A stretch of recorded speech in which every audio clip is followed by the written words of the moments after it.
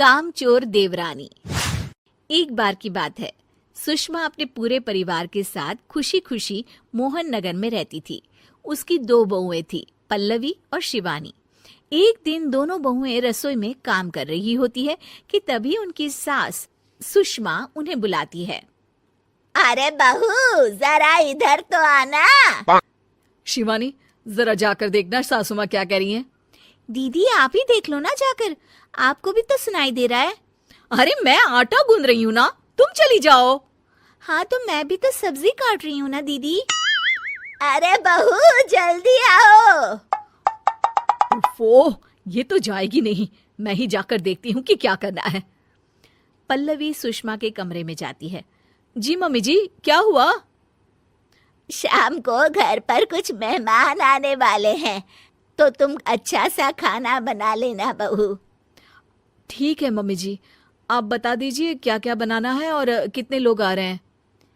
सुनील की मौसी जी और उनका पूरा परिवार आ रहा है। कुल मिलाकर 3 लोग और हमें मिलाकर हुए 9 लोग।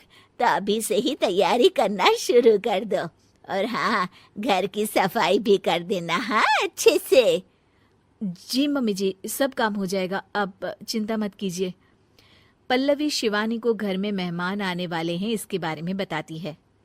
क्या 9 लोगों का खाना बनाना होगा, घर की सफाई करनी है? बाप रे, सासू माँ ने तो हमें घर की नौकरानी ही समझ कर रखा है। ऐसा नहीं बोलते शिवानी, हम इस घर की बहू हैं और घर के काम करना हमारा फर्ज है। दीदी तो है ही सासू माँ की चमची, जब देखो सासू माँ सासू माँ। मैं तो इतना सारा काम नहीं करने वाली। शिवानी कपड़े लेकर गमला साफ कर रही होती है और चक्कर आने का नाटक करने लगती है। मेरा सर चकरा रहा है। तभी वहां पल्लवी और सासू माँ जाते हैं। अरे बहू, क्या हो गया तुम्हें? मम्मी जी, बहुत तेज सर में दर्द हो रहा है।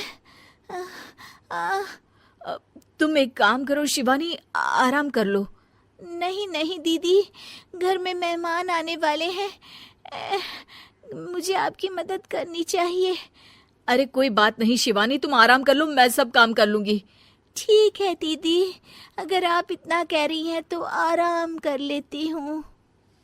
शिवानी आराम से अपने कमरे में मैगजीन पढ़ रही होती है। इसे कहते हैं आराम की जिंदगी।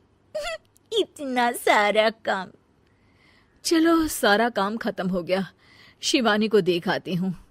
शिवानी अपने कमरे में ईयरफोन में गाने सुनते सुनते सो जाती है और उसके साइड में मैगजीन भी रखी होती है। पल्लवी वहां आ जाती है और वो सब देखती है। ओहो, तो मतलब सब काम चोरी का बहाना था। अभी बताती हूँ इसको। घर का सारा काम मुझे करना पड़ा और ये महारानी यहाँ मैगजीन पढ़ रही है, गाने सुन रही है। पल्लवी रसोई से एक प्लेट और चम्मच लेकर आती है और शिवानी को थाली बजाकर उठाने लगती है। शिवानी अचानक से उठती है। उठ गई महारानी, गाने भी सुन लिए, मैगजीन भी पढ़ ली। तुम तो बहुत बड़ी झूठी निकली शिवानी। तुमने सर दर्द का बहाना बनाया ताकि काम करने से बच सको। हाँ, बनाया बहाना, तो क्या करती, इतने सारे काम करती। मुझे कोई शौक नहीं है चापलूसी का। क्या चापलूसी? तुम्हें लगता है कि मैं सारे काम चापलूसी के लिए कर रही हूँ? और नहीं तो क्या। तभी वहां सासू माँ आ जाती हैं।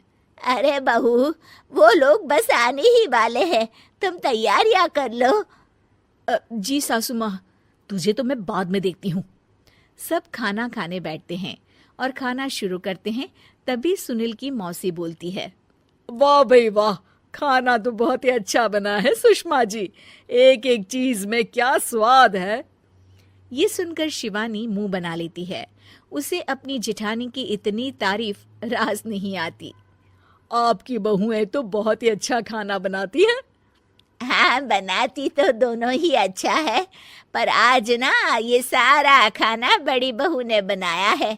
छोटी बहू की तबीयत ठीक नहीं थी, सो इसलिए। मानना पड़ेगा सुषमा जी, आपकी बड़ी बहू तो बहुत ही गुणवान है। पल्लवी की तारीफ सुनकर शिवानी को जलन होती है। पल्लवी ये सुनकर खुश हो जाती है और शिवानी की तरफ देखकर उसे चिढ़ाती है। कुछ देर बाद मेहमानों के जाने का वक्त हो जाता है। मौसी जी सबके लिए उपहार लाई होती है। वो सबको शगुन के पैसे देती हैं और अंत में पल्लवी के पास आती है। तुम्हारे लिए शगुन का लिफाफा तो है ही, पर बहू तुम्हें एक और उपहार भी मिलेगा इतना अच्छा खाना बनाने के लिए। मौसी अपने सोने के कंगन निकालकर पल्लवी को पहना देती है। ये लो, ये मेरे मनपसंद कंगन है, अब से ये तुम्हारे हुए। धन्यवाद मौसी जी। ये देखकर शिवानी तो पूरी तरह से जल जाती है और गुस्से से रसोई में चली जाती है। तभी वहां पल्लवी आ जाती है और उसे अपने कंगन दिखाने लगती है। देवरानी जी, अब आपका सर दर्द ठीक तो है ना? मुझे लगता है कि अब सर दर्द शुरू हो गया होगा आपका।